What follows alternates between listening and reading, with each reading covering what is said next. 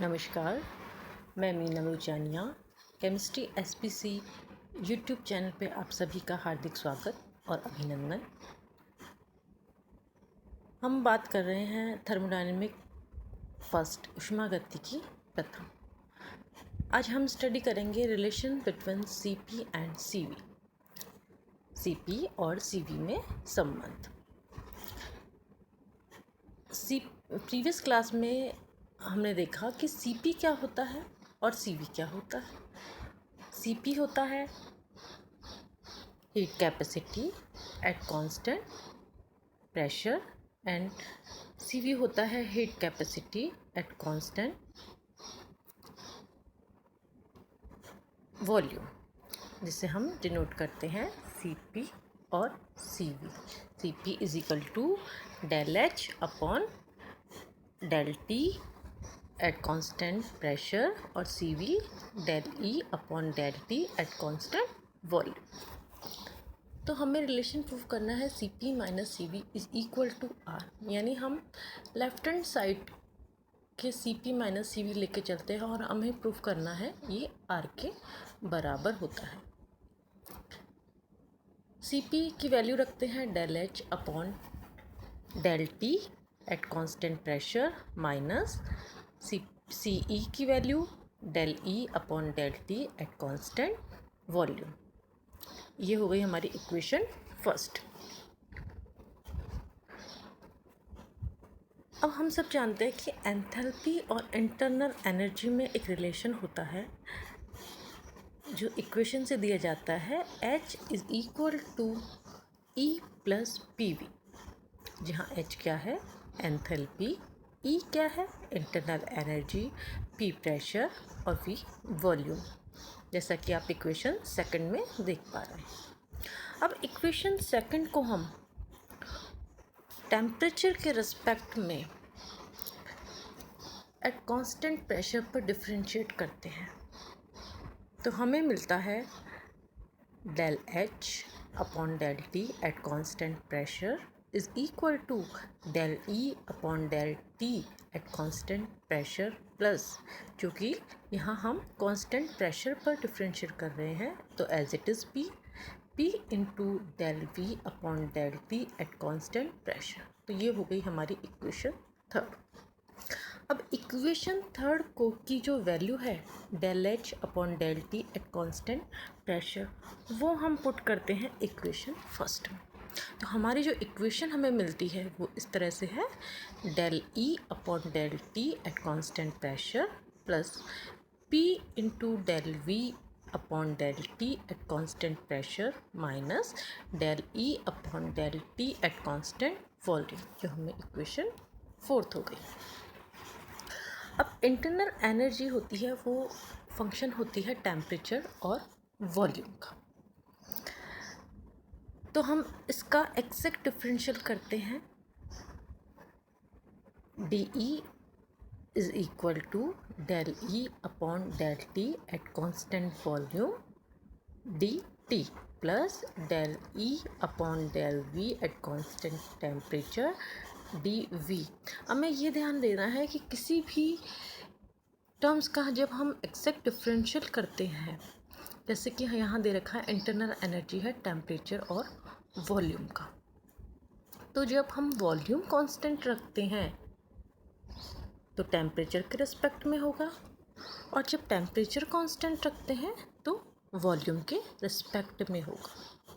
इस तरह से हमें इक्वेशन 5 मिलती है। अब इक्वेशन 5 को डिवाइड करते हैं dt से एट कांस्टेंट प्रेशर, तो जो हमारी इक्वेशन होगी हम del E upon del T at constant pressure is equal to del E upon del T at constant volume plus del E upon del V at constant temperature into del V upon del T at constant pressure. ये हमारी equation आ गई 6। अब equation 6 को हम put करते हैं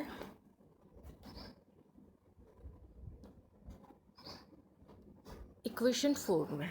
जो हमारे पास जो इक्वेशन थी इसमें हम इक्वेशन को पुट करते हैं।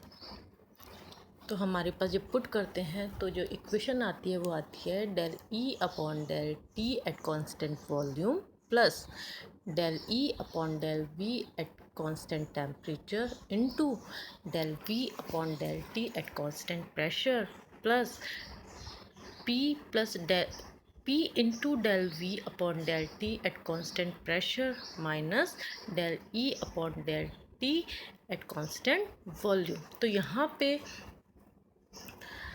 Del E upon del T at constant volume है, दो टर्म है, ये पॉजिटिव में है, ये नेगेटिव में है, तो यहाँ ये दोनों क्रॉस हो जाती हैं।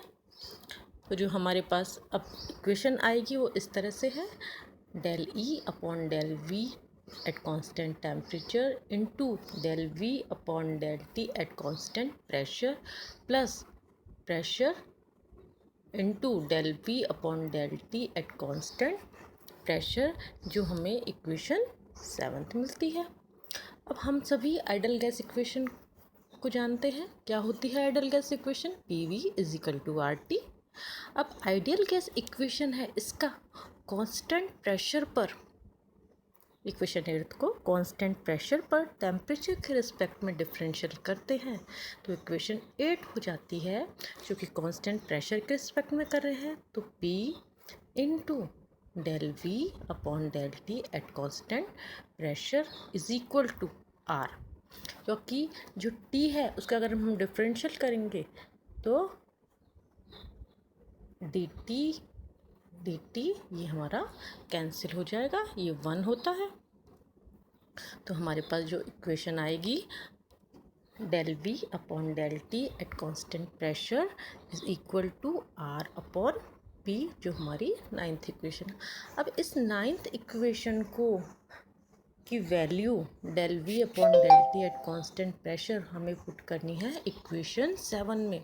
तो हमने इक्वेशन 7 में जब ये वैल्यू पुट की तो हमारी जो वैल्यू आती है वो आती है del E upon del V at constant temperature into del V upon del T at constant pressure plus P into, अब इसकी वैल्यू रखेंगे तो इंटू R अपॉन P, तो P से P क्रॉस हो गया।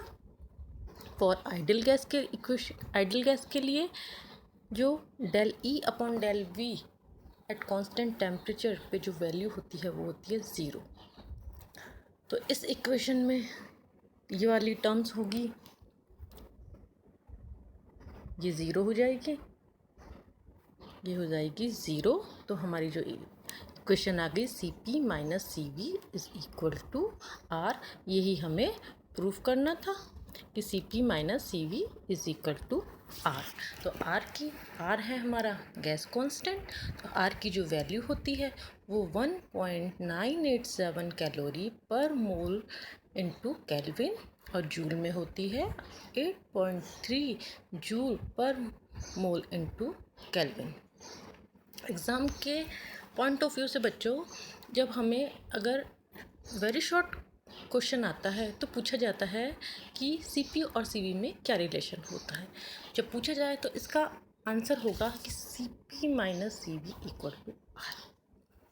अगर लॉन्ग टर्म टाइप क्वेश्चन आता है तो लॉन्ग टाइप क्वेश्चन में आपको ये प्रूफ करना होता है कि proof that CP minus CV equal to R। Exam के पॉइंट ऑफ व्यू से ये वाला CP माइनस CV का रिलेशन बहुत ही इम्पोर्टेंट है। Thank you so much. Next class में हम आगे का स्टडी करेंगे।